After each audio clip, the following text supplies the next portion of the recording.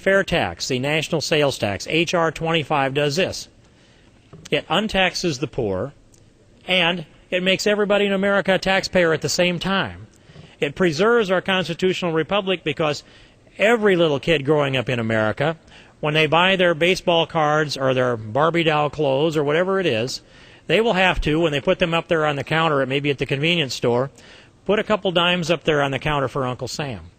Now, if you wonder how this works within the mindset of young people, I'll tell you a story about a young little man that I'm pretty proud of, and he can be very proud of his father. His name is Michael Dix, and he was 8 years old when I heard this story, so I suspect he's 9 or 10 right now.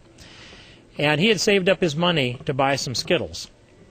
And so he went into the store with his money, saved up 89 cents, and that was the price on the Skittles. And got the Skittles, the little candy Skittles, off the shelf and walked over and put them up on the counter. And a lady running the cash register rang it up and said, "That'll be 96 cents. 96 cents? But I only have 89 cents. There are 89 cents, it says on the box." "Yes, but you have to pay the tax. So that's 96 cents, young man." And he's, "The tax?" And he turned to his father and he said, "Dad, I have to pay tax on Skittles?" And Mr. Speaker, yes. This young man, Michael Dix, learned that he had to pay tax on Skittles because that's a sales tax in Iowa, and we do tax candy but not other types of food. And so he understood that it costs money to fund the government.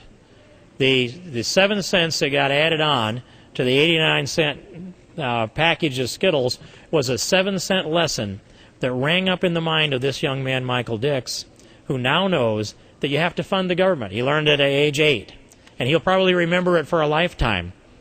And the next time he went in, I don't know the balance of this story, but the next time he reaches in his pocket to pay the tax, he's going to have thought of that in advance. And that factors into his transaction on whether he will spend the money, but at least knowing that he's going to have to pay the tax. Now, I'll submit this, Mr. Speaker. If every little kid growing up in America has to reach down in their pocket for a couple of dimes for Uncle Sam, if they've got to dig the 7 cents out and put it up on the counter to add to the 89 cents for the Skittles, if they turn to their father and say, "Dad, I have to pay tax on Skittles," these young men and women will grow up understanding that government is expensive. And they will put less demands on government, less demands on their members of Congress, less demand on their governors and their state representatives and state senators and U.S. senators, less demands on their county and their city governments, and they will be more personally self-reliant, and they will be more generous in their contributions to society because they'll understand that it's not somebody else paying the tax, it's they that are paying the tax.